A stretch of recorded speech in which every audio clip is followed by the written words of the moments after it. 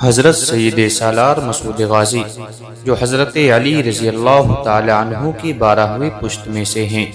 آپ کے والد کا نام حضرت سالار ساہو تھا جو حضرت سلطان محمود غزنوی کے فوج کے کمانڈر تھے۔ آپ کی بہادری اور فوجی اصولوں سے خوش ہو کر حضرت سلطان محمود غزنوی نے اپنی بہن ستر معلہ کا نکاح آپ کے ساتھ کر دیا۔ جس وقت حضرت سالار ساہو اجمیر میں ایک قلعے کا محاصرہ کیے ہوئے تھے، اسی دوران آج سے تقریباً 1039 سال پہلے 15 فروری سن 1015 عیسوی مطابق 21 شعبان المعظم سن 405 ہجری میں حضرت سید سالار مسعود غازی اجمیر شریف کی سرزمین پر پیدا ہوئے۔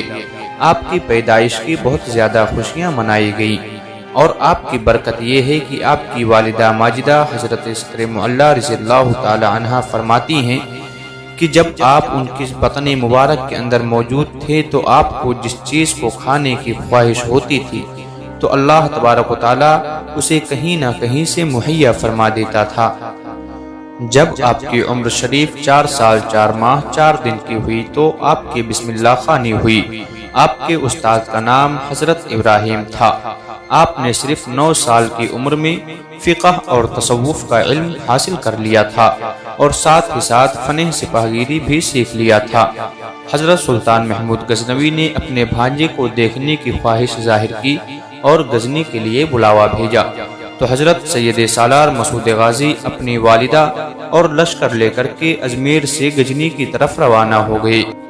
راستے میں خواجہ احمد حسین کے سالک کے ذریعے راجہ شوکن نے آپ کو دعوت پر بلایا، مگر آپ نے دعوت نامہ قبول نہ کیا، جس کی وجہ یہ تھی کہ آپ کے والد محترم حضرت سالار ساہو اور راجہ شوکن کی ایک مرتبہ جنگ ہو چکی تھی، جس میں راجہ شوکن کو ہار کا سامنا کرنا پڑا تھا، تو ڈر تھا کہ کہیں ایسا نہ ہو کہ راجہ شوکن آپ سے بدلہ لے لے، اور حقیقت میں ویسا ہی ہوا۔ جب آپ راول نامک شہر میں ٹھہرے ہوئے تھے تو راجہ شوکن آیا اور قدم بوسی کی اور کہنے لگا کہ حضور، آپ نے دعوت نامہ تو قبول نہ کیا تو کم سے کم میری لائی ہوئی مٹھائی ہی قبول فرما لے۔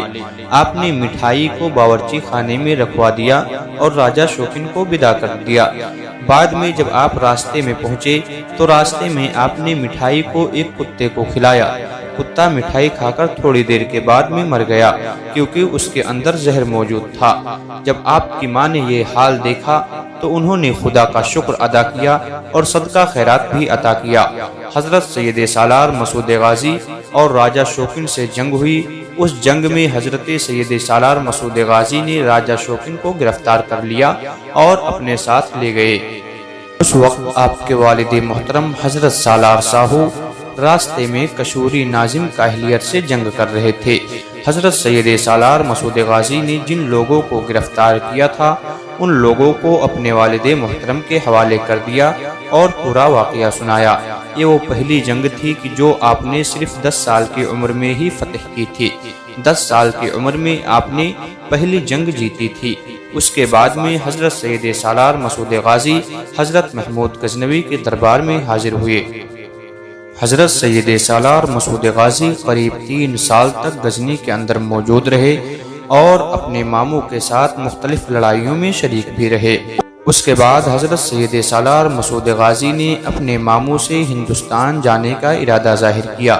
سلطان نے بادل ناخواستہ دل کے نہ چاہتے ہوئے اجازت تو دے دی، مگر آپ کے والد کو ایک خط لکھا کہ سالار کو کہیں پر جانے نہ دیا جائے، مسعود کو اپنے پاس رکھا جائے، اسے ہندوستان جانے کی اجازت نہ دی جائے۔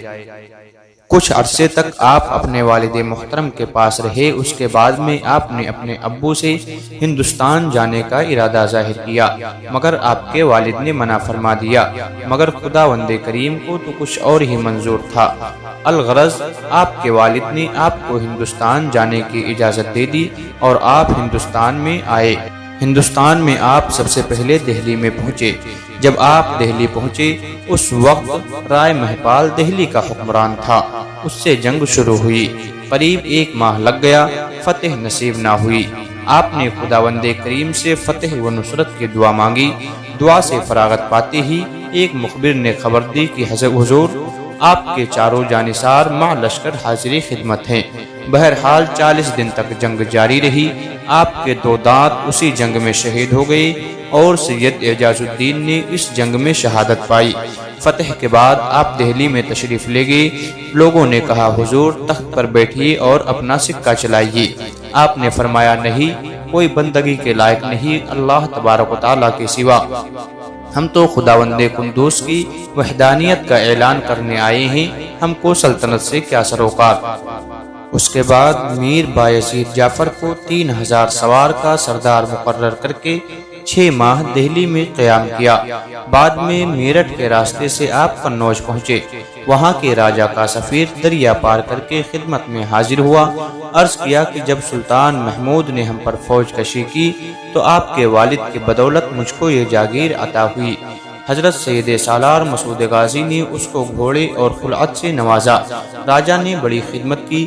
چند روز وہاں پر قیام کر کے آپ ملیح آباد کے راستے سترخ پہنچ گئے۔ سترخ ضلع بارہ بنکی کی آب و ہوا آپ کو بہت پسند آئی۔ کچھ دن قیام و انتظام کر کے سب سے پہلے سالار صوف الدین کوتوال کو بہرائچ روانہ کیا۔ یہاں بھڑ قوم آباد تھی۔ یہ لوگ سورج کی پوجا کرتے تھے۔ اونچ نیچ عام تھا۔ جات پات میں یہ لوگ زیادہ وشواس کرتے تھے۔ اکثر لوگ مویشی پالتے تھے۔ مہی بختاور کو ملک فردوس فتح کرنے کے لیے روانہ کیا۔ ملک فردوس فتح کر کے کانپور میں شہادت پائی اور مزار وہیں پر موجود ہے۔ ادھر راجاؤں نے مل کر کے سازش کی اور ایک نائی کو نہرنی زہر میں بھیجو کر کے حضرت سید سالار مسعود غازی کے پاس بھیجی۔ آپ نے نہرنی رکھ لی اور نائی کو رخصت کر دیا۔ آپ نے ناخون کاٹا، نہرنی لگ گئی، زہر نے فوراً اپنا اثر دکھا دیا۔ آپ کو بے ہوشی آ گئی۔ جب آپ پر غش آ گئی، کئی دن تک آپ پر زہر کا اثر رہا۔ عدالت کی خبر آپ کے والد کے پاس کاہلیت پہنچی۔ آپ کی والدہ کو بہت سخت صدمہ ہوا اور اسی صدمے کے باعث آپ کی والدہ 17 معلہ کا سن 420 ہجری میں انتقال ہوا۔ جنازہ کو غزنی بھجوا کر حضرت سالار صاحب کاہلیت سے سترخ تشریف لے آئے۔ جب آپ نے اپنی والدہ کے انتقال کی خبر سنی تو آپ کو بہت صدمہ ہوا۔ والد سے بہرائچ تک جانے اور شیر و شکار میں دل بہلانے کی اجازت طلب کی۔ اسی زمانے میں سرحدی نگراں نامی نائی کو پکڑ لائی اور اپنے ہمراہ ایک ختمہ 300 سواروں کے لائی نائی کو قتل کر دیا۔ جب خط کھولا گیا اس میں کٹرا و مانک پور کے راجاؤں نے بہرائچ کے راجہ کو تحریر کیا تھا کہ ہم تم مل کر مسلمانوں پر حملہ کر دے تو ان کو نکال کر کے باہر کر سکتے ہیں۔ خط دیکھ کر کے حضرت سالار صاحب کو غصہ آیا۔ آپ نے فوج کو 2 حصوں میں تقسیم کر کے کٹرا اور مانک پور پر حملہ کر دیا۔ خدا نے فتح عطا کی۔ یہ دیکھ کر بہرائچ کے راجاؤں نے بہرائچ میں سالار سیف الدین کو گھیر لیا۔ ایک دن حضرت سید سالار مسعود غازی اپنے والد کے ساتھ شکار کو نکلے۔ ظہر کے بعد کا وقت تھا۔ حضرت سید سالار مسعود غازی نے اپنے تلوار کے ذریعے ایک شیر ببر کا مقابلہ کیا۔ شیر کی کلائی پکڑ کر ایک ہی وار میں شیر کا کام تمام کر دیا۔ اسی رات کو بہرائچ سے سالار سیف الدین کی عرضداشت آئی کہ راجاؤں نے ان کو گرفتار کر لیا ہے۔ آپ نے والد سے بہرائچ تک جانے کی اجازت طلب کی۔ والد نے اپنی نمدیدہ آنکھوں سے فرمایا کہ بیٹا، ایک طرف تمہاری والدہ کے جانے کا صدمہ ہے اور دوسری طرف تم بھی جا رہے ہو۔ آپ کی بھی آنکھوں میں آنسو آ گئے، مگر آپ نے فرمایا کہ فی الحال آپ ہمیں رخصتی کی اجازت دیجیے۔ آپ شعبان سن 423 ہجری کو بہرائچ شریف تشریف لے آئے اور آپ بہرائچ میں جنوبی و مشرقی سرحد سے داخل ہوئے۔ حضرت سالار صاحب اب جدائی فرزند کی وجہ سے اور بے نڈھال رہنے لگے۔ کسی طرح دل کو قرار نہ آتا تھا۔ ایک طرف آپ کے زوجہ کے جانے کا غم تو دوسری طرف آپ کے بیٹے کی جدائی کا غم آپ کو ستانے لگا۔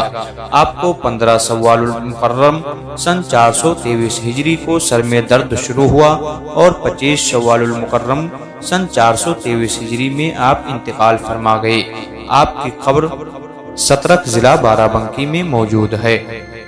جب حضرت سید سالار صاحب کے انتقال کی خبر بہرائچ پہنچی تو آپ کو بہت صدمہ ہوا۔ 2 دن تک کسی سے آپ نے بات نہیں کی۔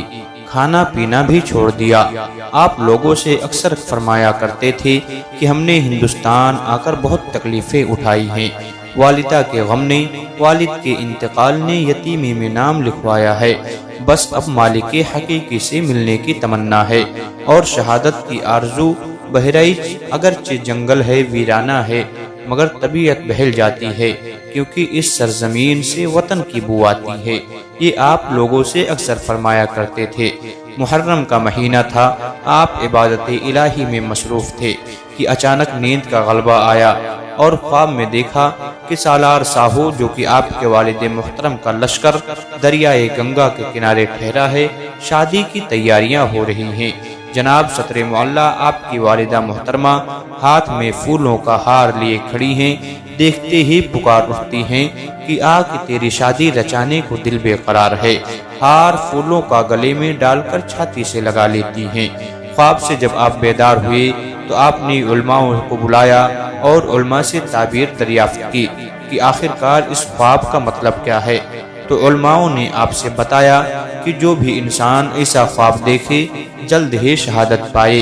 یہ سن کر آپ بہت خوش ہوئے اور اللہ تبارک و تعالیٰ کی بارگاہ میں دعا بھی فرمائی۔ دوسرے دن وکیل رایان بہرائچ میں حضرت سید سالار مسعود غازی کے پاس حاضر ہوا اور کہنے لگا کہ آپ بہرائچ فوراً خالی کر دیں، ورنہ 21 راجہ مل کر کے بہرائچ پر حملہ کرنے والے ہیں، جن کے پاس کئی لاکھ سوار بھی ہیں۔ آپ نے ملک نیک دل کو فوج کی حقیقت جاننے کے لیے ان کے ساتھ 7 آدمیوں کو روانہ کیا اور خط لکھ دیا کہ میں حکومت کی غرض سے نہیں آیا، مجھ کو حکومت کی طلب نہیں ہے، کچھ دن اور سیر و شکار میں دل بہلاؤں گا، پھر واپس چلا جاؤں گا، مگر جب تک میں یہاں پر موجود ہوں میں سنگ دلی اور ظلم برداشت نہیں کر سکتا۔ ملک نیک دل نے ہر ایک راجہ سے ملاقات کی اور خط کی بات دہرائی۔ چند راجاؤں نے آپ کی بات کو مانا، مگر سب نے یہی جواب دیا کہ ہمارا لشکر تیار ہے، اب ہم لڑے بغیر واپس نہیں جائیں گے۔ الغرض پہلی جنگ نانپارہ تحصیل کے مغربی جنگلات میں دریائے گروا کے کنارے ہوئی۔ تمام راجاؤں نے شکست کا منہ دیکھا اور واپس چلے گئے۔ گولہ ساری اسکیم جنگ سہیل دیو کی مرتب ہوئی، مگر وہ جنگ میں خود شریک نہیں ہوا تھا۔ دوسری جنگ دریائے بھکلا کے کنارے ہوئی، شہر بہرائچ کے جو اتر جانب ہے۔ سہیل دیو نے اس میں شرکت کی اور اس میں سہیل دیو نے ایک چال چلی تھی کہ لوہے کے اوزاروں کو زہر میں بھجو کر کے اس نے بچھوا دیے تھے، جس سے گھوڑے بھڑک گئے اور حضرت سید سالار مسعود غازی کا جو لشکر تھا ان میں سے کئی سارے لوگ بغیر گھوڑے کے ہو گئے اور شہید ہو گئے۔ الغرض جب تک سید سالار مسعود غازی وہاں پہنچے آپ کو اس کے بچھائی ہوئے جال کی پتہ چل چکا تھا۔ آپ نے دوسری طرف سے حملہ کیا اور سب کو مار بھگایا۔ آپ کے جنگ میں سے، آپ کے شہیدوں میں سے جو جہاں شہید ہوا، آپ کے ساتھیوں کو وہی دفن کر دیا گیا۔ الغرض کچھ ماہ بعد پھر راجاؤں نے مل کر کے چڑھائی کی، چاروں طرف سے گھیر لیا۔ آپ نے میر سید ابراہیم کو حفاظت کے لیے شہر بہرائچ سے فوج کے آگے روانہ کیا۔ سید میر خضر خزانچی کو آپ نے اتر جانب روانہ کیا، رجب کوتوال کو پورب جانب آپ نے روانہ کیا اور سید سرخرو سالار کو آپ نے دکھن کی جانب روانہ کیا اور پچھم کی جانب انارکلی کو مناسب جگہ سمجھ کر کے جنگ شروع کی۔ جیٹھ کا مہینہ تھا، سخت دھوپ اور سخت گرمی تھی۔ اللہ تعالیٰ کا نام لے کر کے آپ کی فوج دشمن کی فوج سے جنگ کرنے لگی، یہ خیال نہ کرتے ہوئے کہ بھوک پیاس کا کیا عالم ہوگا۔ دوپہر تک لڑتی رہی۔ اس وقت آپ کی فوج کا 4 میں سے 3 حصہ شہید ہو چکا تھا۔ دوپہر میں آپ اپنے لگائے ہوئے باغ میں مہوا کے پیڑ کے نیچے دھوپ سے بچنے کے لیے گھوڑے سے اتر پڑے۔ سکندر دیوانہ ہر وقت آپ کے ساتھ رہتے تھے، بڑی محبت کرتے تھے، جن کو لوگ بابا برہنہ کہتے ہیں۔ باقی لوگوں کو حکم دیا کہ لڑنے سے زیادہ بہتر ہے کہ شہیدوں کو جہاں جگہ ملے وہیں پر دفن کر دیا جائے۔ اس دھوپ کی تمازت کی وجہ سے لڑائی کچھ کم پڑ گئی تھی۔ سہیل دیو چھپ کر آیا اور عصر کے وقت बाग को चारों तरफ से घेर लिया। आप फौरन घोड़ी पर चढ़ गए, जंग के लिए तैयार हो गए, मगर अचानक से तीरों की बौछार होने लगी। हजरत सैयद सालार मसूद गाजी दुश्मनों से भिड़ गए। हजरत के कई तीर लगे। एक तीर जो सुहेल देव ने चलाया था वो हजरत सैयद सालार मसूद गाजी के हलक में लग गया। आपको सिकंदर दीवाना ने फौरन घोड़े से उतार लिया और अपने जानों पर हजरत सैयद सालार मसूद गाजी का सर रखकर रोने लगे। बाकी लोगों ने यह देखकर सख्त हमला कर दिया, दुश्मनों को मारते हुए दूर हटा ले गए। सिकंदर दीवाना के काफी जख्म आए, मगर जानों से सिकंदर दीवाना ने हजरत सैयद सालार मसूद गाजी का सर न हटाया। आपने आँख खोली तो आपकी जुबान पर कलमे शहादत था। ये असर और मगरिब के बीच का वक्त था।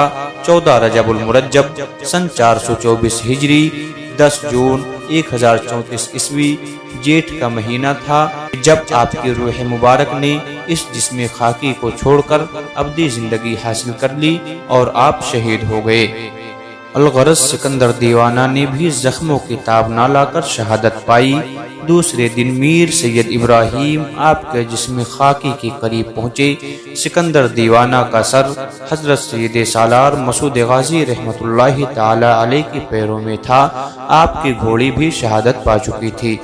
रात को जिन लोगों के जख्म गहरे न थे, उनको जब होश आया तो गिरते पड़ते हजरत मीर सैयद इब्राहिम के पास पहुँचे और सुहेल देव के छुपकर वार करने का सारा वाकया बयान किया और हजरत सैयद सालार मसूद गाजी रहमतुल्लाहि ताला अलैह के शहीद हो जाने की सारी वाकया उन्होंने बयान कर दी। मीर सैयद इब्राहिम को बहुत सदमा पहुंचा। आप रात भर सो न सके। अचानक रात के आखिरी पहर में आपकी आंख लग गई। ख्वाब में सैयद सालार मसूद गाजी ने आपको अपने जिस्म खाकी को दफन करने की बशारत दी और सुहेल देव के लश्कर पर हमला करने की भी इजाजत दी। उसको आपने अपनी तैग से फिन्नार किया और बाद में लड़ते लड़ते खुद भी शहीद हो गए। सिर्फ 2 आदमी आपकी फौज के जख्मी हालत में बच गए थे, जिन्होंने बाकी लोगों को खुसूसन मीर सैयद इब्राहिम को दफन किया। उनकी मज़ारे हजरत सैयद सालार मसूद गाजी के पायती जानिब है। जब आपके शहादत की खबर सतरख को तो वहाँ 2 आदमी अपने खानदान अहलो आयाल के बहराइच आए, जिनके नाम हाजी अहमद व हाजी मोहम्मद थे। आप अपनी जिंदगी में इन लोगों को बहुत मानते और चाहते थे। दोनों ने आपकी खिदमत की, आपके आस्थाना पर ताउम्र हाजिर रहे और आगे चल कर के इन्हीं लोगों की औलादें खादिम कहलाई, जो अभी तक सिलसिला दर सिलसिला चली आ रही हैं।